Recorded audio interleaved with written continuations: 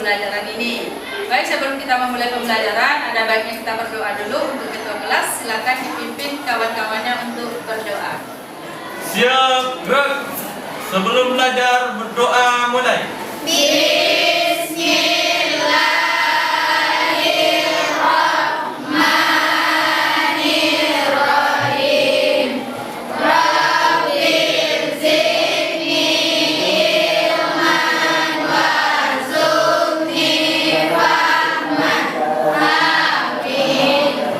Ucapkan salam.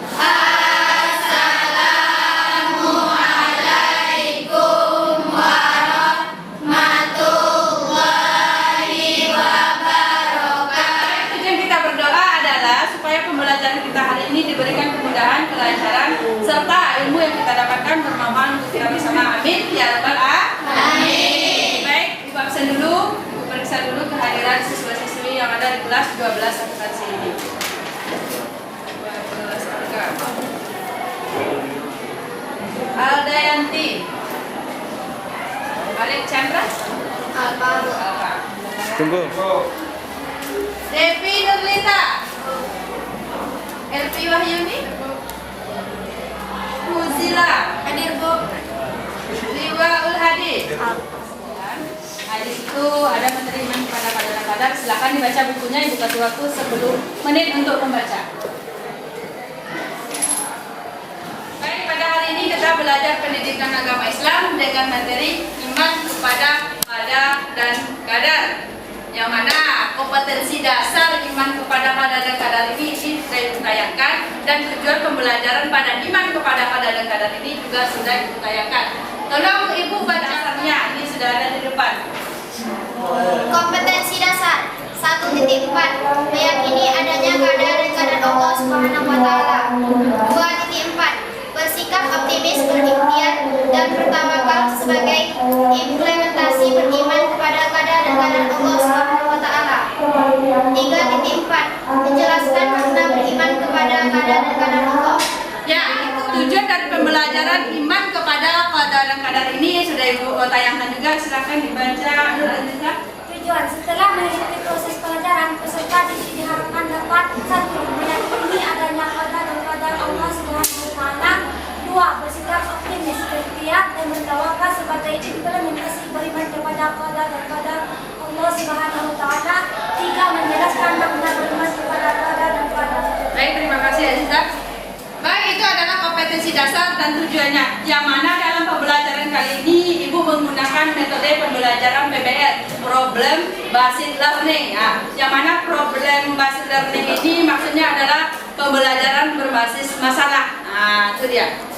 Baik, selanjutnya kita lanjutkan kepada materi iman kepada qadar dan qadar.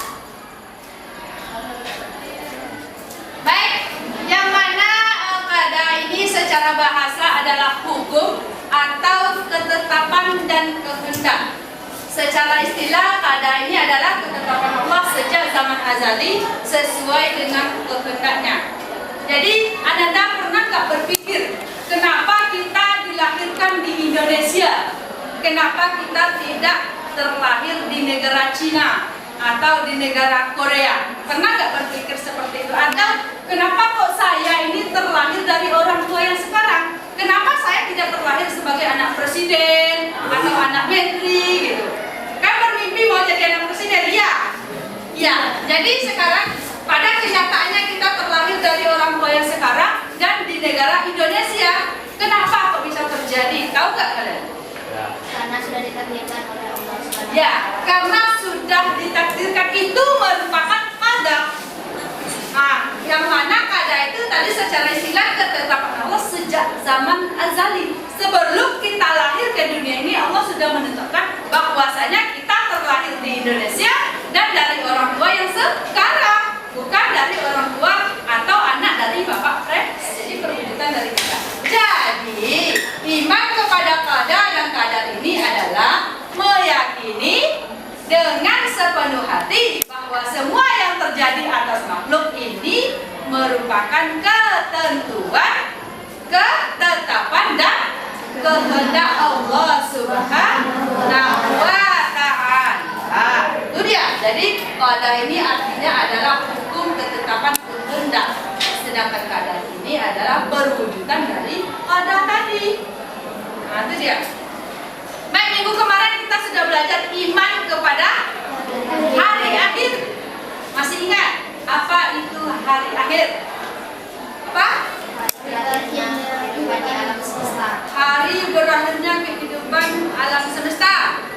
Ada lagi yang lain? Ada? Apa? Hari akhir itu? Jadi iman kepada hari akhir meyakini dengan sepenuh hati bahwa hari akhir pasti terjadi.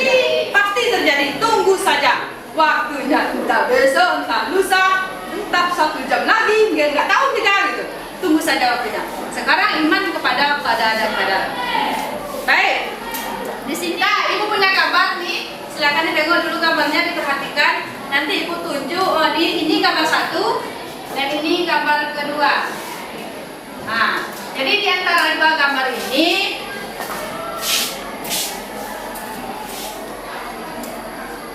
apa yang Anda pikirkan dari 2 runtun gambar?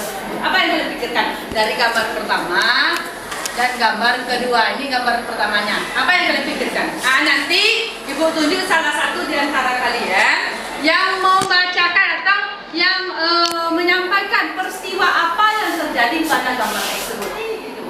Nanti di antara 2 orang yang ibu tunjuk ini mengajak kawan-kawannya yang lain untuk berperan di dalam gambar tersebut. Paham? Contoh ibu tunjuk saja Nivia gambar 1. Ini untuk Nivia ya. Ini gambar kedua. Nuratim ini menjelaskan peristiwa apa yang terjadi pada gambar kedua ini. Dan juga Nuratim ini mencari orang-orang yang berperan di dalam gambar tersebut. Nanti dipraktekkan di depan. Nah, tuh. Contohnya ini apa nih? Nah, ini ada orang 1 nih. Ini tidak 1 orangnya di dalam mobil tersebut, juga ada orang gitu. Nanti seperti apa? Apa ya?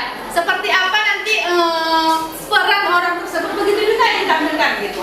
Jadi duduklah per kelompok masing-masing. Ini juga ada beberapa orang ini menyelatkan ya. Nah, ada beberapa nanti praktekkan juga seperti apa yang ada dalam gambar tersebut. Seterusnya ini juga ada. Ini boleh 1, boleh 2 nanti sama-sama yang tadi. Silakan dipilih kawan-kawannya, dirubuhkan masalahnya masalah apa. Jadi ditulis di buku, nanti dibacakan di depan dan perankan langsung. Silakan ibu kasih waktu 10 menit dari sekarang suara keluarga.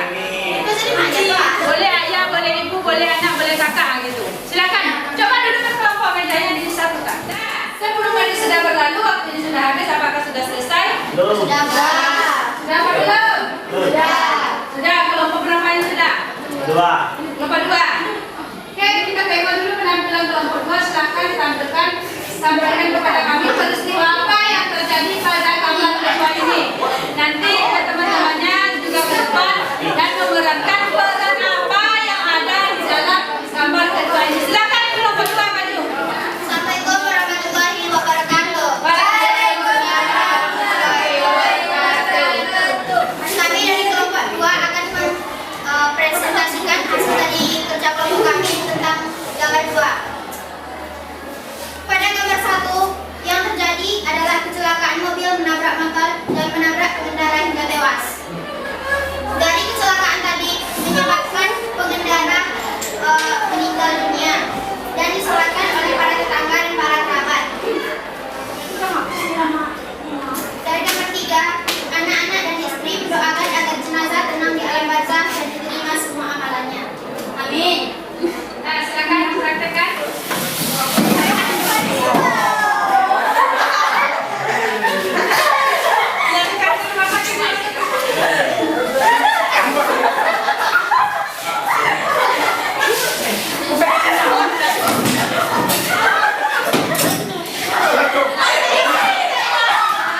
Allahu Akbar.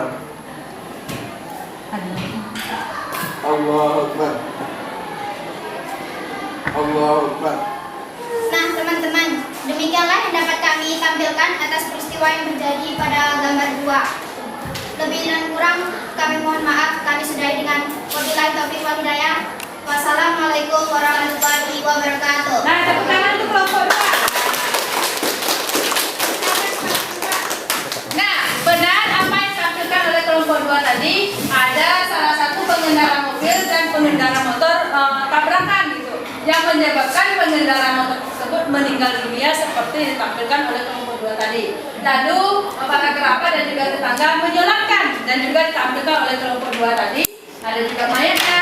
Dan lalu para keluarga mendoakan, berarti pada kelompok 2 ini menerima kenyataan yang diberikan atau ketetapan Allah yang diberikan kepada kelompok 2 ini. Berarti mereka itu menerima dengan ikhlas gitu. Berlapang dada mereka meskipun mereka kehilangan dari salah satu keluarga mereka, tapi mereka tetap sabar dan menerima. Mereka yakin bahwasanya segala sesuatu yang terjadi itu urusan Allah. Tuh jadi. Oke, terima kasih. Selanjutnya kelompok 1 ya. Kelompok 1 silakan maju ke depan. Assalamualaikum warahmatullahi wabarakatuh. Waalaikumsalam warahmatullahi wabarakatuh. Kami dari kelompok 1 akan menjelaskan gambar nomor 1, yaitu telah terjadi musibah kebakaran yang membakar salah satu rumah warga.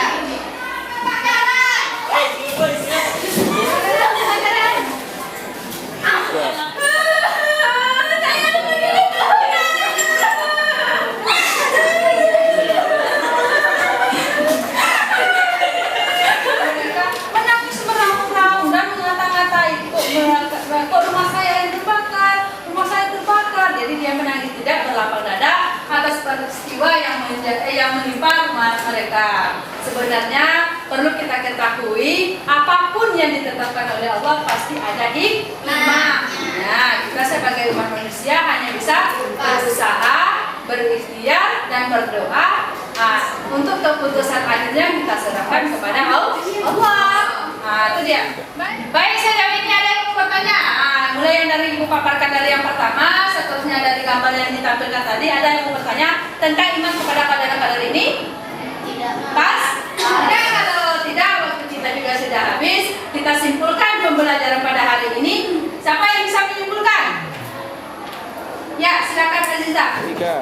Kesimpulan adalah iman kepada qadar dan qadar tidak berarti menafikan bahwa manusia mempunyai kehendak dan kemampuan dalam berbagai perbuatan yang sifatnya ikhtiar atau berusaha. Orang yang beriman kepada Allah Subhanahu wa taala dan kepada qadar dan qadarnya tidak akan pernah frustasi atau putus asa. Orang mukmin adalah orang yang jika mendapatkan gembira dia bersyukur dan jika tidak kesusahan dia bersabar. Ya, terima kasih. Itulah kesimpulan pembelajaran kita pada hari ini. Sekali lagi Ibu ingatkan, apapun yang terjadi pada kita, baik suka ataupun duka, itu semua datangnya dari Allah. Kita sebagai manusia hanya bisa menerima dengan lapang dada. Oke, karena waktu kita juga sudah habis, Ibu tutup dengan mengucapkan hamdalah. Alhamdulillahirabbil alamin. Assalamualaikum warahmatullahi wabarakatuh. Waalaikumsalam.